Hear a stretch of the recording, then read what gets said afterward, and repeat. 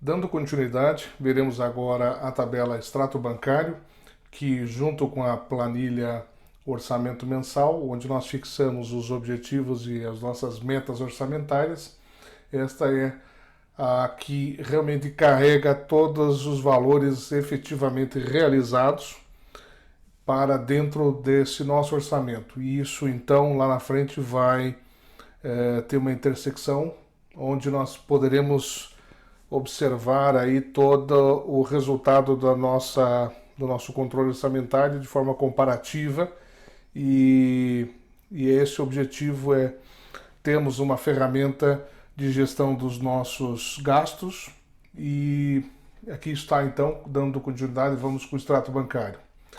Muito bem, o extrato bancário basicamente seria uma transferência de todas as informações contidas no extrato bancário para esta tabela. E essa tabela, então, com as suas classificações, valores, datas, etc., faz a interface com com todo esse conjunto de tabelas que nós temos aqui nesse trabalho orçamentário.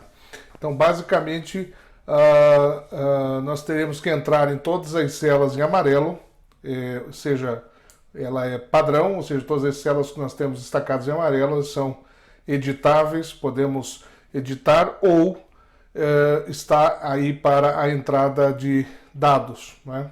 Nesse caso específico, os dados dos extratos bancários.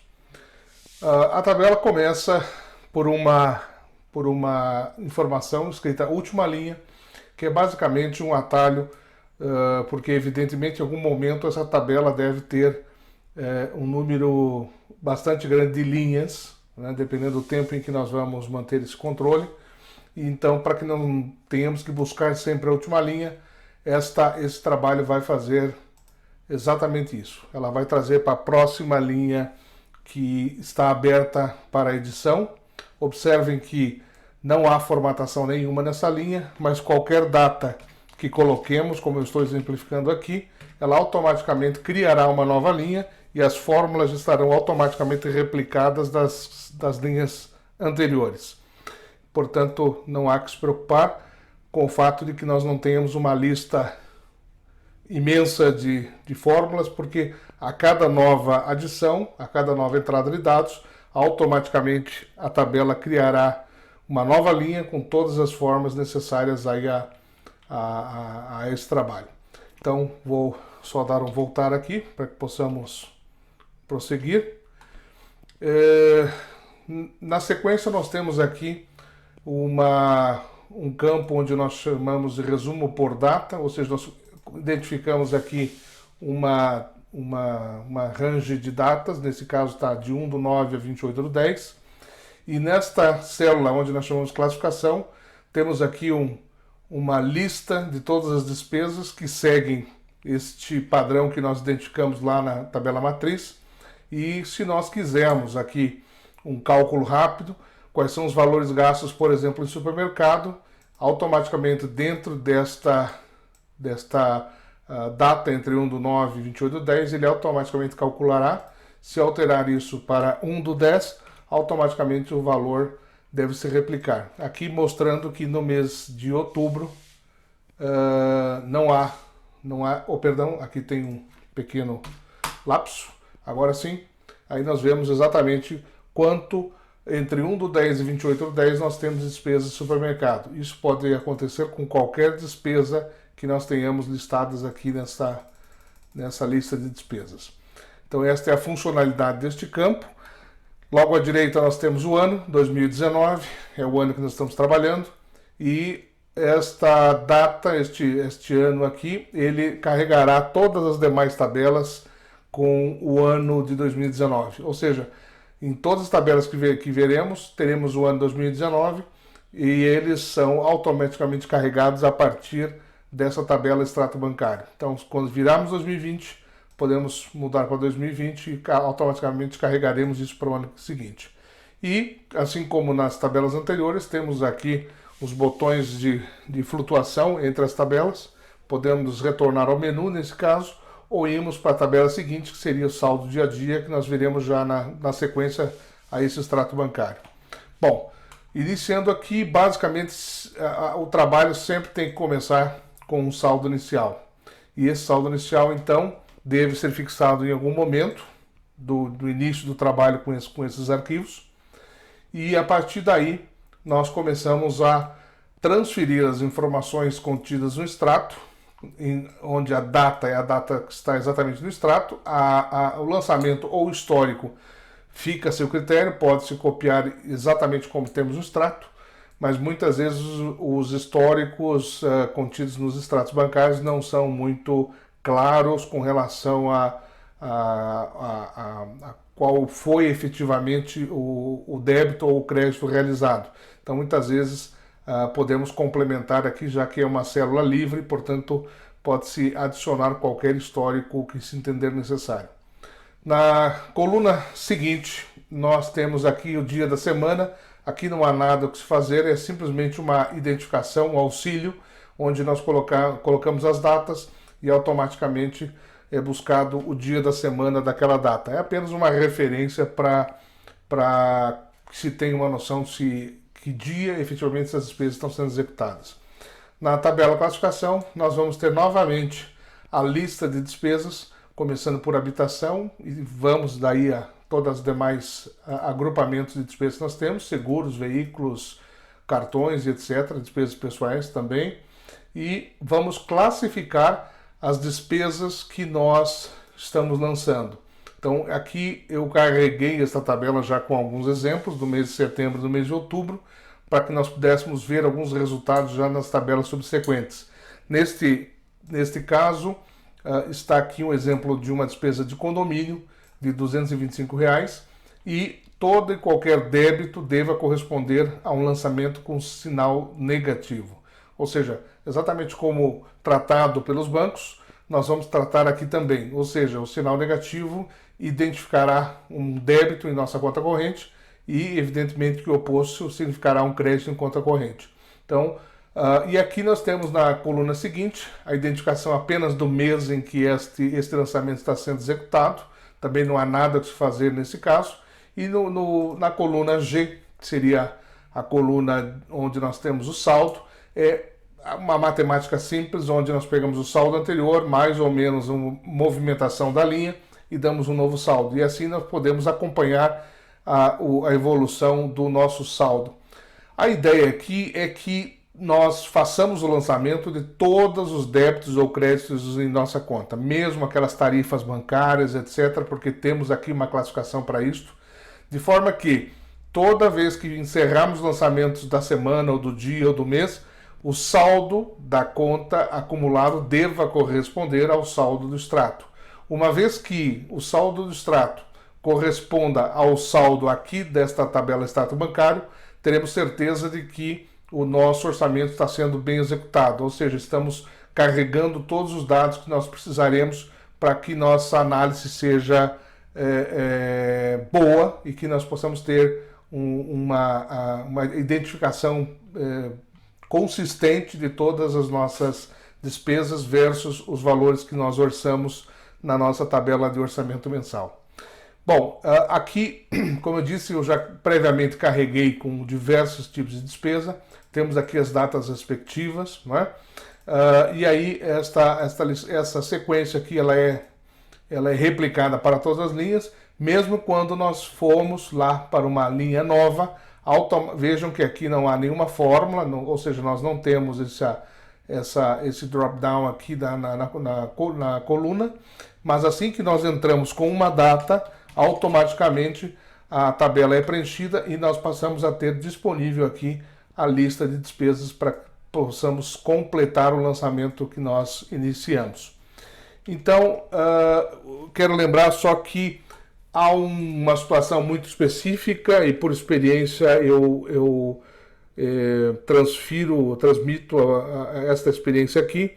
Muitas vezes nós fazemos um saque de conta corrente e acabamos utilizando este valor para pagamentos de despesas que são parte destas classificações de despesa.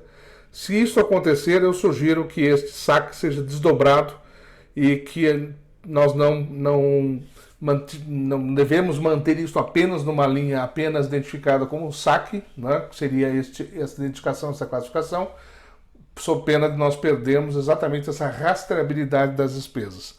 Então, um exemplo é: sacamos R$ 200, dos quais 100 faremos uso para abastecimento do nosso veículo. No entanto, nós temos sim uma despesa específica com veículos aqui, que seria combustível. Então, se nós não colocarmos esses R$ 100 utilizados para o abastecimento nesta classificação, nós perderemos exatamente deixaremos de rastrear e acompanhar as despesas de combustível da forma adequada. Então, sugiro que 100 se coloque como combustível, mesmo tendo sido feito um saque na boca do caixa ou num caixa eletrônico, e os outros 6 sejam mantidos como saques, porque eles serão seu caixa para pagamento de pequenas despesas ao longo do dia. Bem, este é então a tabela extrato. Então é ela que será a nossa interface de entrada de todas as informações que nós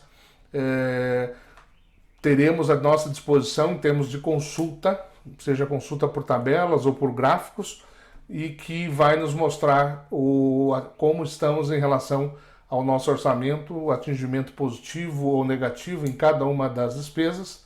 Então é bastante importante que a transferência das informações de extrato aconteçam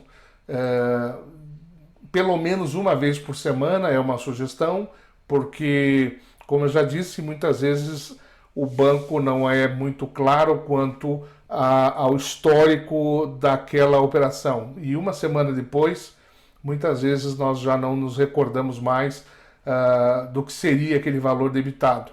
Então, eu acredito que uma semana é um prazo razoável, para que também não tome muito tempo ao longo da semana. Isso é um trabalho de talvez 30 minutos por semana, não mais que isso. E também possamos ter uma noção clara de quais valores foram debitados e por quê, já que a classificação evidentemente exige que se tenha a informação do porquê daquela despesa. Caso contrário, a classificação fica prejudicada, quase teríamos que achar uma classificação aleatória para que nós não deixemos este valor sem classificação. Então, a sugestão é que se faça isso pelo menos a cada 7 dias, e assim se mantém um registro de todas as operações bancárias da forma mais adequada possível. Outra situação é que todas as linhas requerem que haja um lançamento, ou seja, não podemos deixar linhas, espaços em branco. Então, não devemos deixar principalmente datas aqui. Se quisermos furar uma linha, deveríamos pelo menos manter uma data, já que essa linha poderia ser para a identificação de um saldo parcial ou algo assim. Mas eu acredito que a tabela está montada de tal forma que não vejo necessidade para se deixar uma linha em branco, já que os valores de saldos diários já estão automaticamente calculados na coluna saldo acumulado. E para finalizar, só chamar mais uma vez a atenção: como vocês viram, cada uma das linhas tem essa lista suspensa. Essa linha suspensa ela é exatamente aquela tabela que nós preenchemos, produzimos na nossa tabela matriz. Por isso eu mencionei que, se alguma alteração fosse necessária, que se fizesse isso antes da entrada dos dados, porque se a alteração acontece no meio do caminho, alguma classificação já executada aqui no extrato pode não coincidir com a nova descrição daquela despesa, e aí nós vamos ter, sem dúvida, uma grande inconsistência nos resultados das tabelas comparativas. Isso, evidentemente, é absolutamente indesejável, para que nós tenhamos aí um resultado consistente dos números que vamos analisar. Muito bem, na sequência vamos ver as próximas tabelas e seguiremos nessa ordem.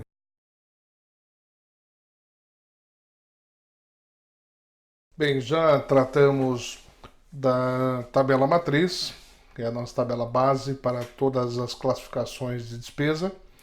Passamos também pelo orçamento mensal, que é onde nós efetivamente fazemos a proposta de um orçamento com as nossas metas para o ano, nesse caso 2019.